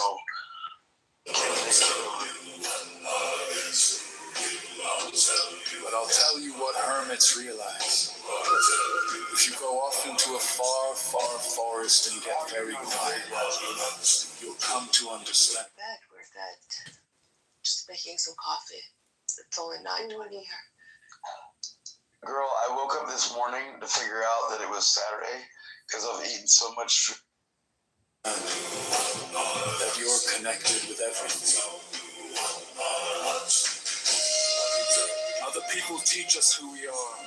Their attitudes to us are the mirror in which we learn to see ourselves. But the mirror is distorted. We are, perhaps, rather dimly aware of the immense power of our social environment. We could say that meditation doesn't have a reason or doesn't have a purpose. In this respect, it's unlike almost all other things we do, except perhaps making music and dancing. When we make music, we don't do it in order to reach a certain point.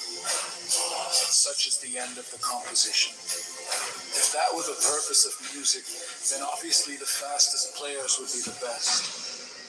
Also, some of the things that are said when we are dancing, we are not aiming to arrive at a particular place on the floor, as in a journey. When we dance, the journey itself is the point. As when we play music, the playing itself is the point. And exactly the same thing is true in meditation. Meditation is the discovery that the point of life is always arrived at in the immediate moment.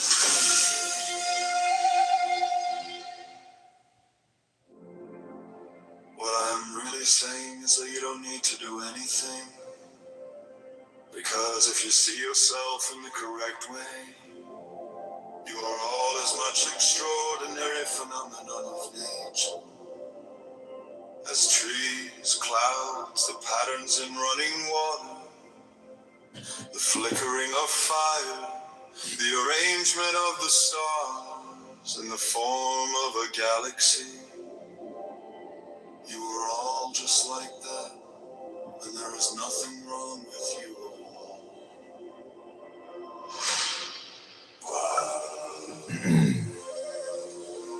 But I'll tell you what hermits realize. If you go off into a far, far forest and get very quiet, you'll come to understand that you're connected with everything.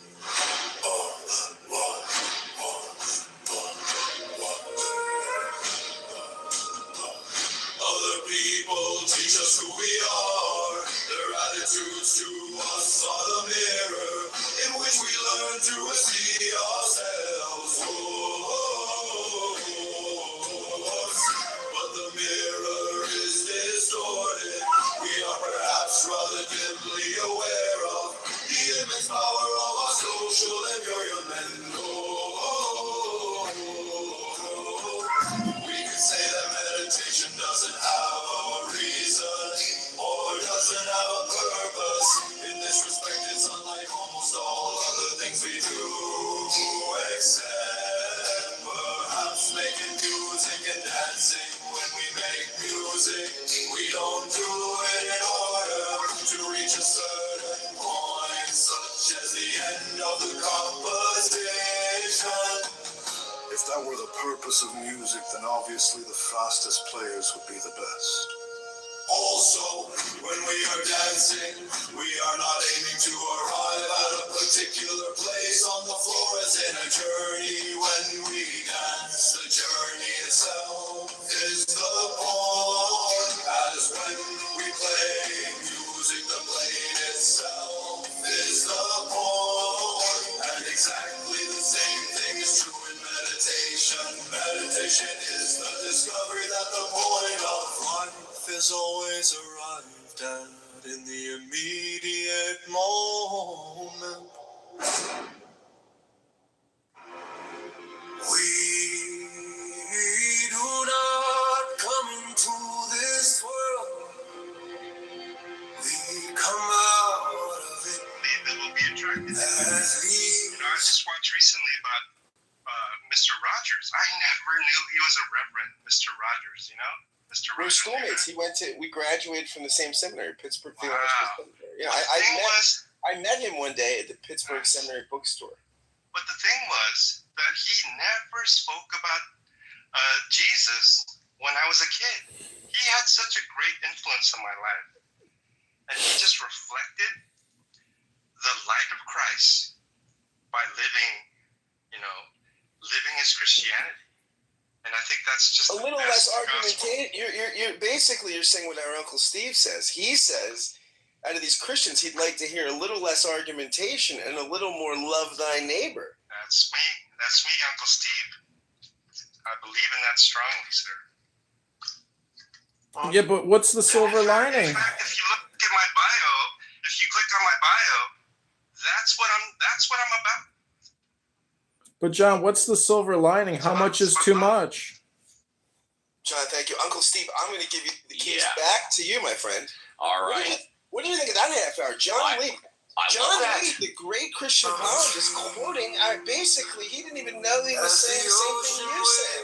I absolutely love that, no question about it. And we've got literally 31 minutes until the show ends. So if you're in the audience, this is a perfect time to come on up and talk about whatever you want.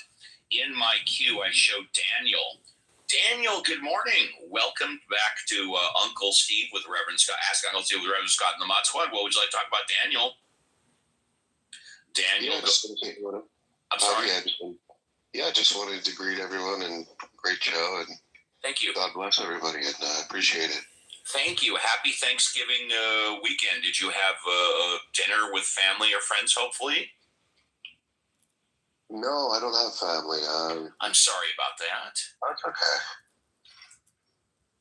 You got your clubhouse family, Daniel. We love you.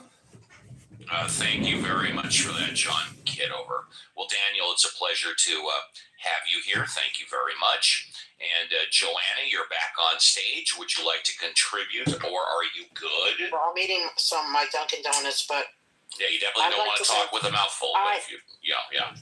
I don't. Okay, so John. You mean a prior speaker? Oh shit. That's all right. That's okay. But of course, if you want to talk about a mod, you can always mention the mod's name. And me, I appreciate when you go down these dangerous clubhouse streets, you mention me all the time. But yeah, go ahead. Okay, Jesus said not a jot or a tittle of the Torah should be changed.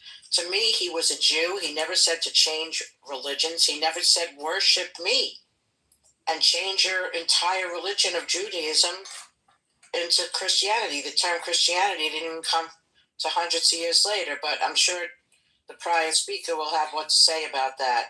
I just don't see Jesus believing that we had to change from being Jewish to being a Christ Christian. Well, like you said, Christianity really didn't exist until after he died, so he couldn't have said that. Because he never said it, and people That's just what I'm trying to tell you. Right. But he did talk about God, and he did talk about loving thy neighbor, and he talked about forgiving them for they know not what they do, and he talked about love. He talked about togetherness. Jesus Christ went outside the cities and went to the rejects and went to the people that were You're weird the boss. and basically said that God loves you and I love you. And in the process of spreading love and togetherness, he became a danger and an enemy to the state.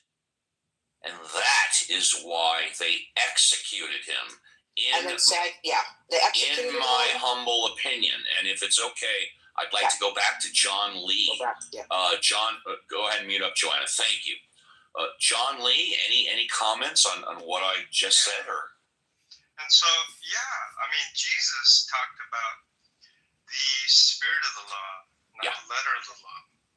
And so he just took it up another level.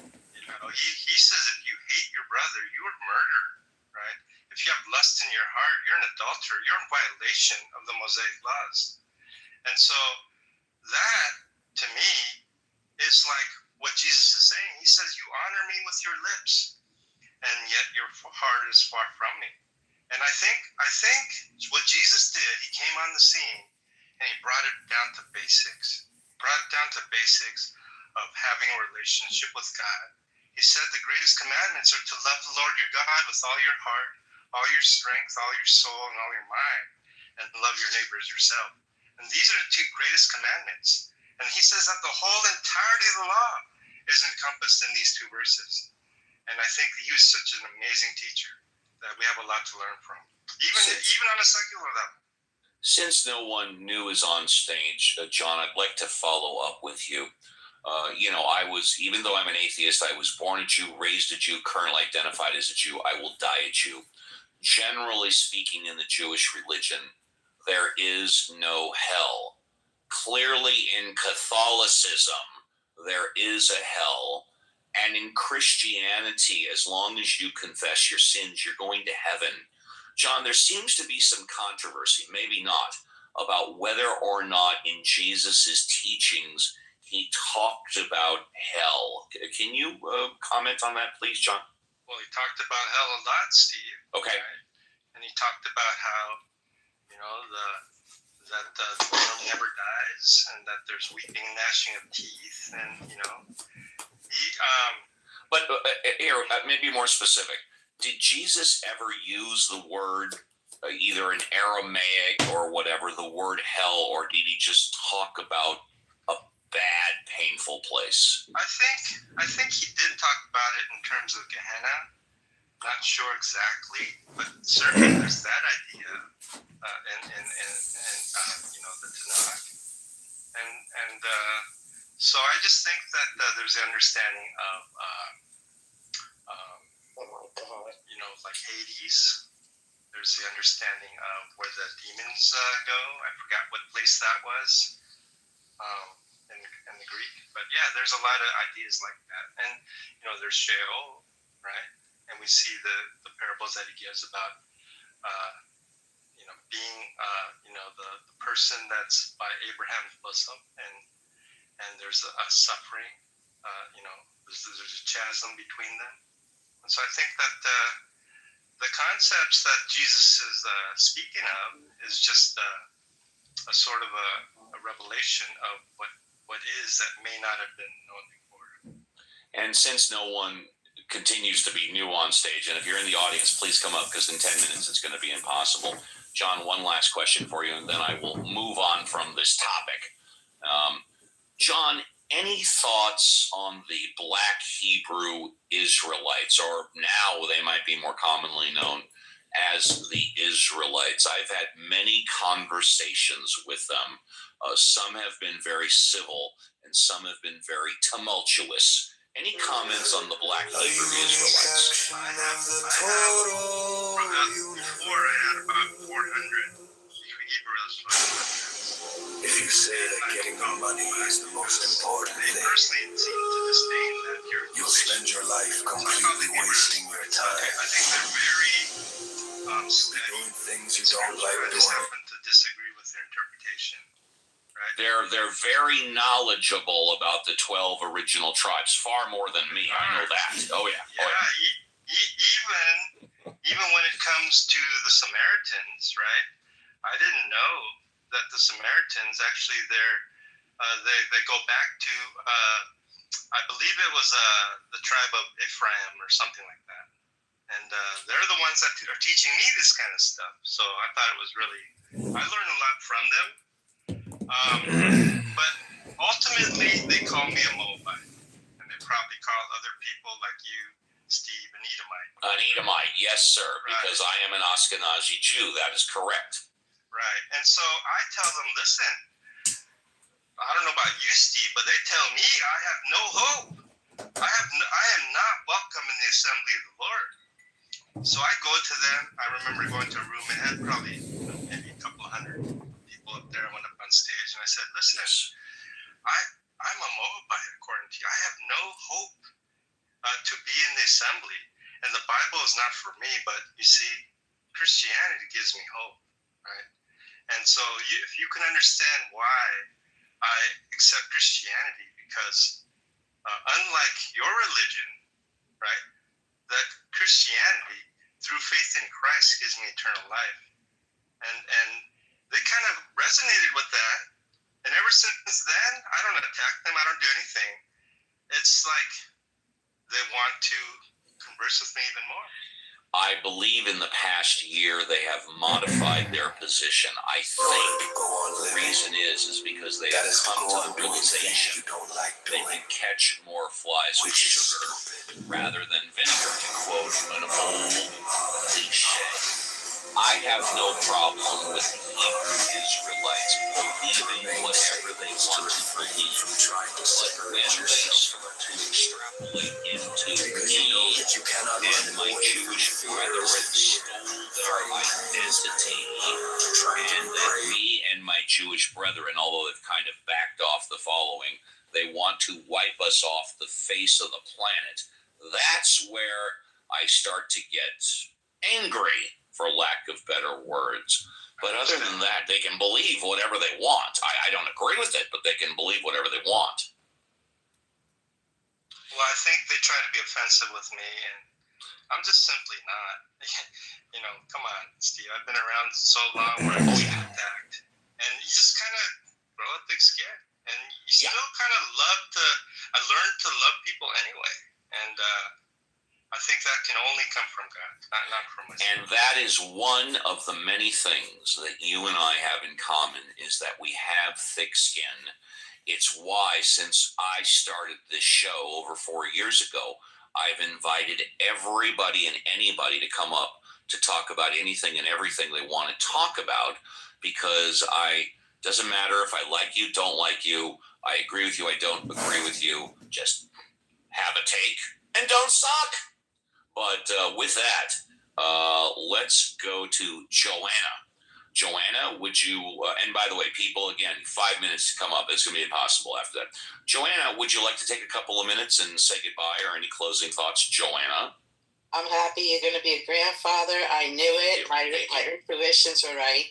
I'm so grateful for the room, and Violet, Scott, all the mods, JCC, of course. Best mod squad in the history of Clubhouse, yes. And I really, during the week, I really look forward to Saturday when we could all get together. It's always pleasant, it's always interesting, and it's always fun. So that's it. That's my take. Thank you, Joanna. First class escort down the red carpet to the VIP. Let's see. Let's go to... Is John Kitover still here? Yeah, I'm here. Here he is, John Kitover. Would you like to take a minute or two and say goodbye? Yeah, goodbye, everybody. This was a great room. I really enjoyed the discourse and the critique and opinion. You know, if I can make you laugh, but you still won't vote for me, I would just say maybe you don't recognize the intelligence of the fool. The fool becomes the sage, and the sage helps liberate other people from this word hypnosis game that we all love to play.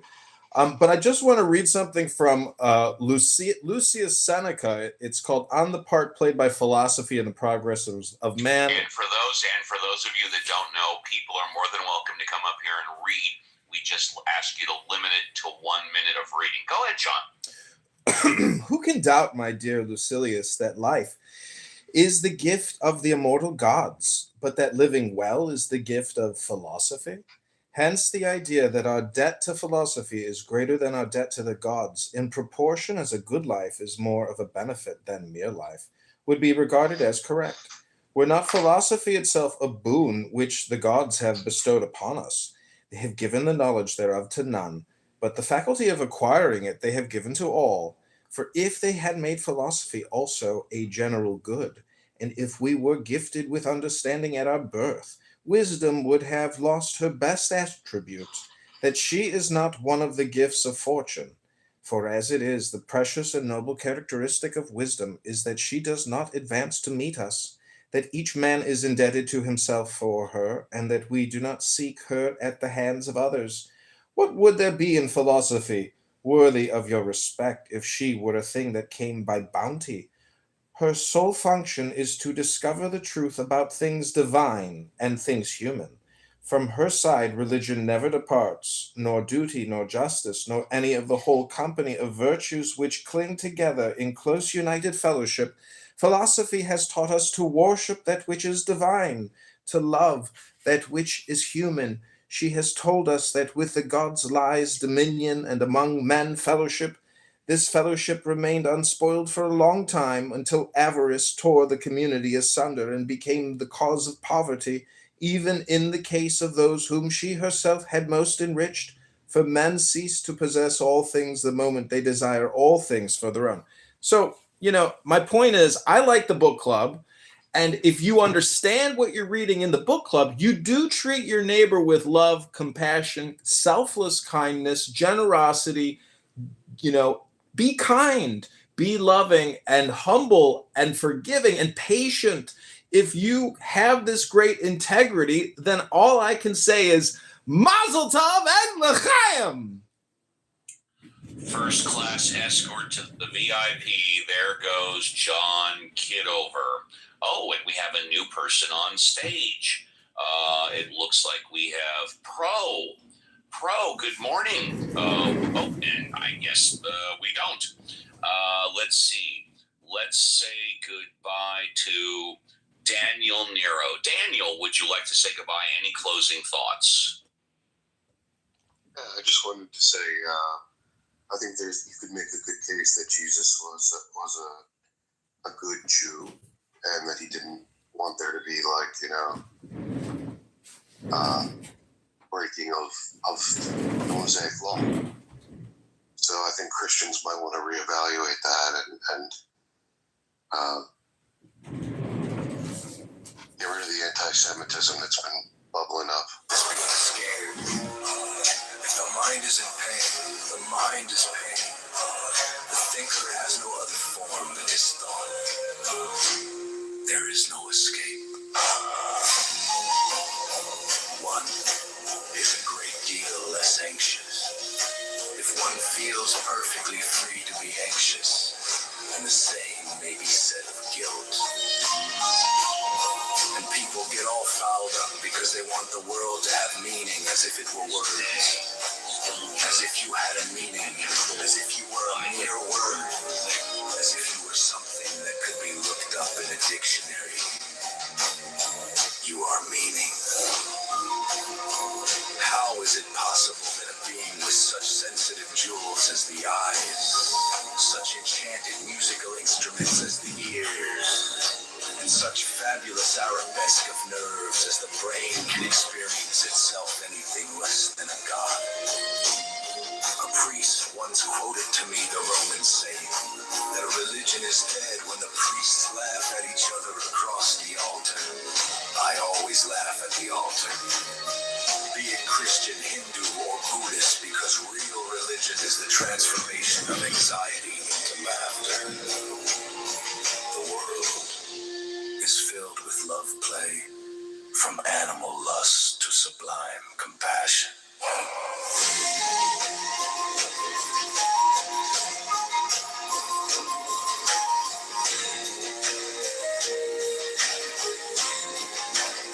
To put it still more plainly, the desire for security and the feeling of insecurity are the same thing.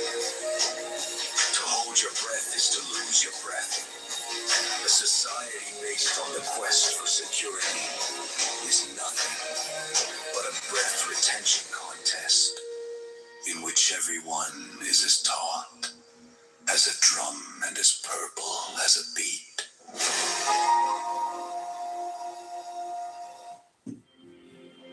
We do not come into this world. We come out of it as leaves from a tree, as the ocean waves, the universe people. Every individual is an expression of the whole realm of nature, a unique action of the total universe.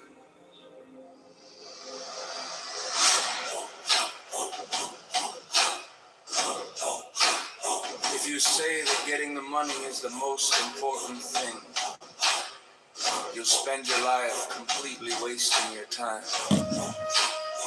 You'll be doing things you don't like doing in order to go on living. That is to go on doing things you don't like doing, which is stupid.